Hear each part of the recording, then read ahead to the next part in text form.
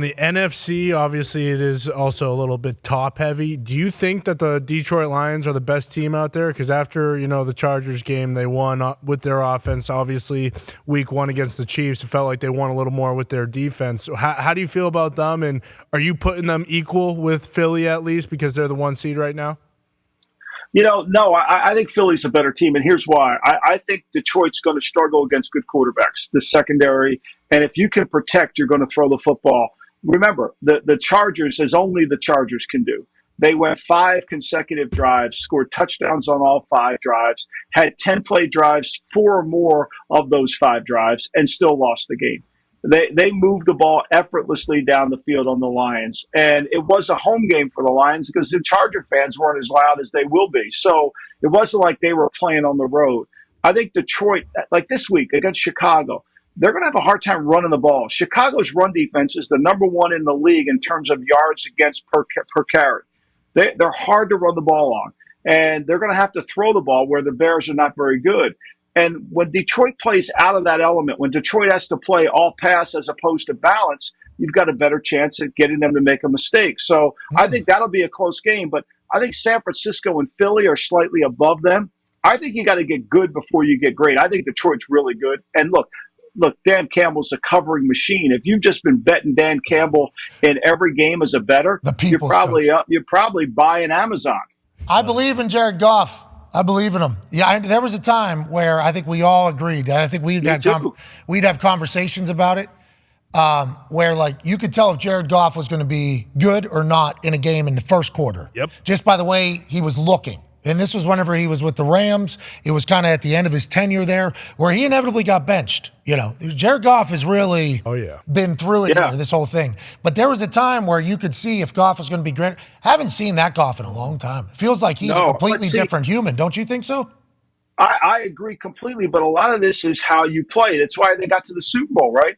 They got to the Super Bowl because they played this way. They played from in front. They were a play-action pass team. They gave him really easy reads. He threw the ball really well. I mean, he did everything with it. The system fit him perfectly, and the system fits him perfectly in Detroit with a really good offensive line. That's what Goff needs, and he needs a run game. I mean, remember when they went to the Super Bowl, Gurley was Gurley was average 10 yards a catch coming out of the backfield. They're good. The Lions, I don't want to dismiss the Lions as not being good. I just think when they go against an elite quarterback, they're going to have some trouble.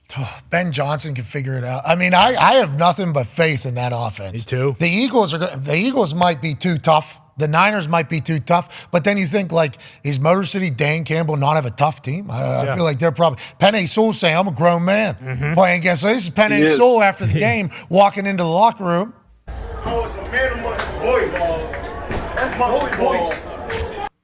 Yeah, so I love that guy. I think, me too. That was the first pick of this entire regime. It's obviously setting the tone for it all. It's like they got everything you would potentially need to go on a run in the NFC. Let's go. Why not for Detroit? Yeah, and my favorite part is that whenever Goff does make a mistake, like Lombo said, he comes back, he runs down the field, and he answers. Or if the defense makes a mistake, he goes, gets the ball back, and he goes and he scores. He's done it all season long, and it's my favorite thing as a fan to watch. What'd you say? Jared Goff always answers. That was his tweet. He was so jacked. Oh, yeah.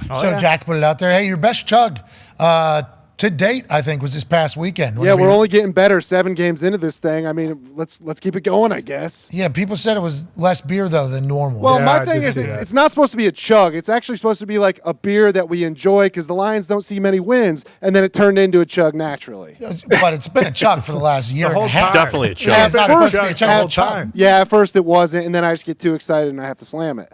This is Lions fans' lives, though. We're bad. They think for the first time in his life, they got a team. Yeah. It is. It might be a symbolic thing. I mean, Buddy Parker. The last time they won a championship was when Buddy Parker was the coach in the '50s, and now he might go in the Hall of Fame.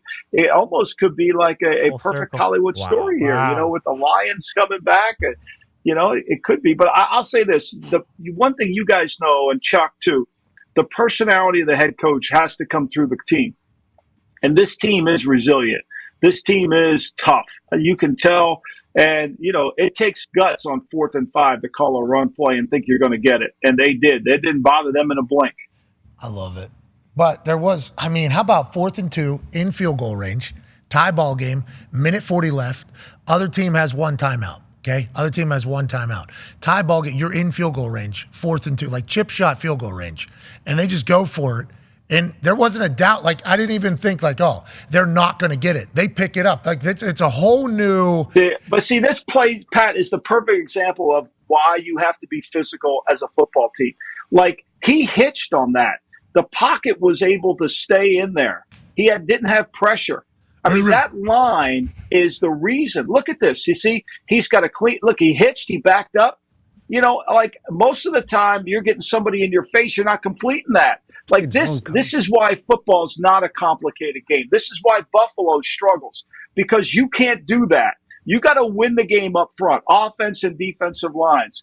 And that's all Al Davis used to talk about. The game is about the offense and defense alignment. And when you can dominate both lines like they just did there in that game, you're going to win a lot of games. You look at the Eagles, you look at the Niners. The Chiefs did a full rehaul. They're like, we need a brand new offensive line. You start talking about every team pretty much that ends up winning. We talk about defense in the trenches, baby. That's why we got AQ doing his little 240-pound song and dance out. Right, Ravens. Yeah, Ravens obviously great up front.